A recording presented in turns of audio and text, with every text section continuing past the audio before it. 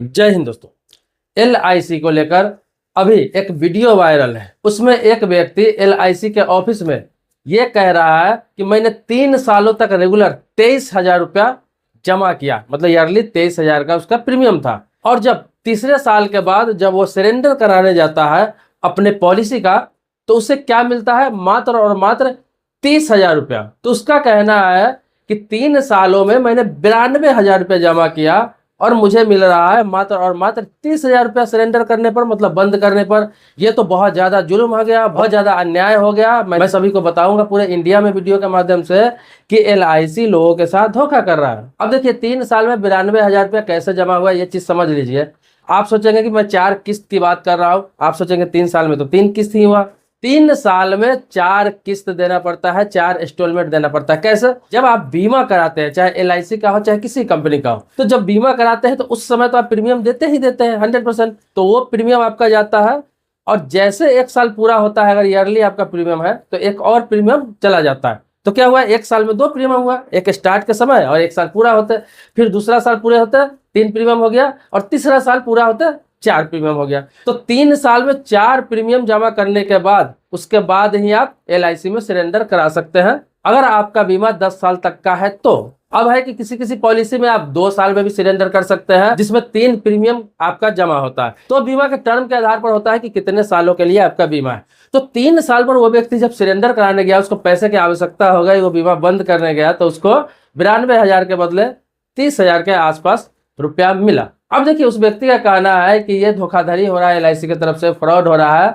लेकिन इसमें सच्चाई क्या है? सच्चाई आपको बता दूं कि LIC ही नहीं, पूरे इंश्योरेंस कंपनी है, जितने भी इंश्योरेंस कंपनी है भारत में, सबका टर्म कंडीशन लगभग सेम ही है।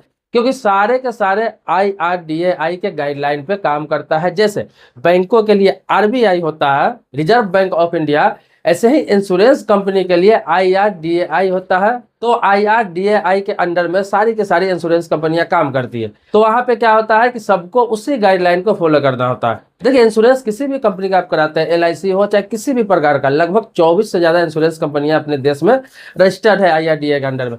तो वो जहां भी कराते हैं तो इसमें क्या है कि पहला प्रीमियम जो आपका जाता है, पहला प्रीमियम होता है कोई भी लाइफ इंश्योरेंस में, वो प्रीमियम आपका काउंट नहीं किया जाता है। इस चीज को समझ लीजिए, पहला प्रीमियम कभी भी काउंट नहीं किया जाता है।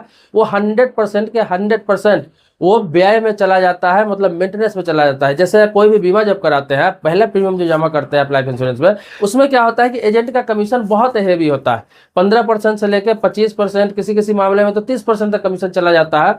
तो समझिए बहुत सारा पैसा तो ऐसे ही निकल जाता है। इसके अलावा प्रोसेस हो गया, पेपर वर्क हो गया, ऑफिस खर्च हो गया, सारे मिलाकर लगभग पहला जो प्रीमियम होता है किसी भी इंश्योरेंस में, वो लगभग कंपनी का ऐसे ही चला जाता है। इसीलिए पहला प्रीमियम जो आपका जमा होता है वो काउंट नहीं होता है। तो 3 साल पर सरेंडर करा रहे हैं तो 2 साल का जो प्रीमियम जमा हुआ पहला प्रीमियम छोड़ के, उसका आपको 30% ही मिलता है। आप 3 साल बाद सरेंडर कराते हैं तो उसका 30% ही पैसा मिलेगा, जो प्रीमियम आपका जमा है उसमें से भी फर्स्ट प्रीमियम काट के। ये लगभग सारे कंपनियों का यही रूल है। किसी का 30% है, किसी का 40% है, 50% तक तो किसी का है ही नहीं। तो यही आपका पैसा मिलता है वो आपके प्रीमियम में। आप सोचेंगे इंटरेस्ट मिलेगा, बोनस मिलेगा, कुछ भी नहीं मिलेगा। आपका जो जमा है उसका 30 से 40% मिलेगा, बाकी उसमें से भी 60 से 70% पैसा होता है वो आपको नहीं मिलता है, उसको भी मेंटेनेंस में काट लिया जाता है। और ये बताया जाता है, आपको रूल्स है कि आपका जो इंश्योरेंस कवर कर रहा था तो इंश्योरेंस कवर का भी पैसा आपका काट लिया जाता है। मान लिया जाए कि आपने 5 लाख का बीमा कराया, आपका प्रीमियम 20,000 रुपया साल का है। अब आपने 2 प्रीमियम जमा किया और आपकी डेथ हो गई, मान ली कोई भी बीमा धारक है उसकी डेथ हो गई, तो कंपनी को तो 5 लाख रुपया देना है, क्योंकि समय स्वर तो 5 लाख रुपया है, 5 लाख का बीमा है। तो कंपनी भी तो रिस्क ले रही है। इसीलिए उनका कहना है जब मैं रिस्क ले रहा हूँ तो आप भी जब 2 साल या 3 साल पर सरेंडर करा रहे हैं तो उसमें से पैसा काटूंगा है, क्योंकि इंश्योरेंस कवर कर रहा हूँ, इतना बड़ा रिस्क ले रहा हूँ। तो ये रूल्स है। तो इसीलिए बीमा कोई भी करा रहे हैं तो ये सोच के मत कराइए कि मैं सरेंडर 3 साल बाद करूंगा, जरूरत पड़ जाएगा तो पैसा निकाल लूंगा। नहीं भाई, बीमा उन्हीं के लिए होता है जो अगर 10 साल के लिए किया तो 10 साल आपको चलाना है, 15 साल के लिए किया तो 15 साल चलाना है, 20 साल के लिए किया तो 20 साल चलाना है। तभी कंपनी सम एश्योर्ड भी देगी, ब्याज भी देगी, बोनस भी देगी, फायदे में आप रहेंगे। लेकिन अगर आप बीच में तोड़ते, यहाँ तक कि 5 साल 7 साल चला कर भी आप उस पर लोन लेते हैं तो 75% ही मिलता है। जो पैसा आपका जमा होता है उसमें से 75% आपको लोन के रूप में मिलता है, और वो भी बॉन्ड आपका जमा कर लिया जाता है जिस कंपनी का आपका बीमा है उस कंपनी में। तो लाइफ इंश्योरेंस करा रहे हैं, जीवन बीमा करा रहे हैं, तो कभी भी ये चीज सोच ले आप कि ये एक इन्वेस्टमेंट है और इंश्योरेंस कवर है। ये दो चीज के लिए लोग कराते हैं। एक तो आपका इंश्योरेंस भी कवर होता रहता है और साथ में आपका ये इन्वेस्टमेंट भी होता है। इसमें क्या है, इसलिए कहा गया है कि जिंदगी के साथ भी जिंदगी के बाद भी जो बीमा धारक है, जिनका बीमा हुआ है, वो जिंदा है तो भी उनको पैसा मिलेगा मैच्योरिटी के समय। अगर वो व्यक्ति बीच में नहीं रहा तो भी जितना का मैच्योरिटी हो पूरा पैसा मिलेगा समय सोच का उसको। तो इतना रिस्क कंपनी भी तो ले रही है, तो इसीलिए उनका कहना है कि बीमा है तो पूरा आपको चलाना पड़ेगा, तब जाके बेनिफिट मिलेगा, इंटरेस्ट हो, बोनस हो, जो कंपनी के द्वारा वादा किया गया, सारे चीजें आपको मिलेंगे। लेकिन अगर 2 साल पहले भी आप सरेंडर कराते हैं, 2 साल पहले भी उस पर लोन लेते हैं या फिर उसको तोड़ने की कोशिश करते हैं, तो आपको नुकसान तो सहना ही पड़ेगा।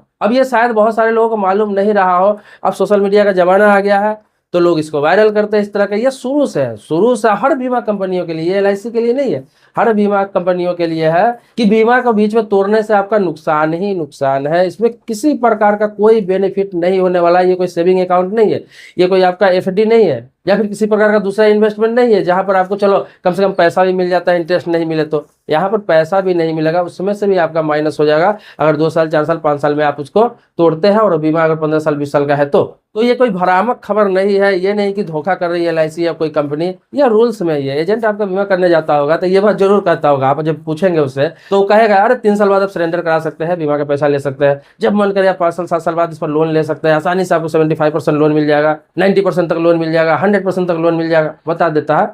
लेकिन वो 5 साल 10 साल बाद जब आपकी जरूरत पड़ेगी तो उस समय वो काम नहीं आएगा। जब उससे पूछने जाएंगे अगर वो काम करता भी रहेगा तो यही बताएगा मैंने बताया था सरेंडर हो जाएगा। लेकिन सरेंडर हो तो जाएगा, लेकिन सरेंडर होकर कितना पैसा मिलेगा उन्होंने ये चीज तो आपको नहीं बताया। लोन में कितना पैसा आपको मिलेगा ये चीज तो आपको नहीं बताया। उसमें लोन लेने से आपके बीमा पर क्या असर पड़ेगा वो तो आपको नहीं बताया। सुविधाएं आपको गिना देता है लेकिन नुकसान आपको नहीं गिनाता है। तो बीमा बहुत अच्छी चीज है। जीवन बीमा जो है चाहे LIC का है चाहे किसी कंपनी का है, वो सही में जिंदगी के साथ के लिए भी होता है, जिंदगी के बाद के लिए भी होता है। अब 2-4 जगह इन्वेस्टमेंट कर रहे हैं, हर जगह इन्वेस्टमेंट कर रहे हैं, लेकिन एक जीवन बीमा रखना चाहिए। लेकिन जीवन बीमा तभी रखना चाहिए जब आपका माइंड मेकअप होना चाहिए कि मैंने 10 साल के लिए किया है तो पूरे 10 साल मुझे चलाना है, 15 साल के लिए किया है तो 15 साल चलाना है, 20 साल के लिए किया है तो 20 साल चलाना है। अगर आपका ये माइंड मेकअप है कि बीच में जरूरत पड़ेगा तो मैं उसे तोड़ सकता हूँ, तो ये जीवन बीमा में आपको कभी फायदे का सौदा नहीं होगा। बाकी LIC एक ऐसी कंपनी है जो कभी किसी के साथ धोखाधड़ी नहीं करती है। इसका सारा चीज पारदर्शी है, इसीलिए आज देश की सबसे बड़ी इंश्योरेंस कंपनी LIC है और सबसे ज्यादा भरोसेमंद कंपनी भी है।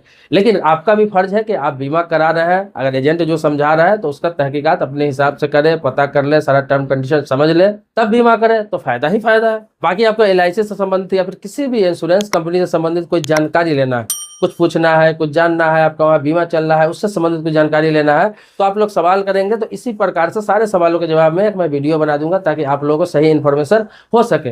बाकी मिलते हैं नए वीडियो में एक नए मुद्दे के साथ, तब तक के लिए शुक्रिया, धन्यवाद, जय हिंद दोस्तों।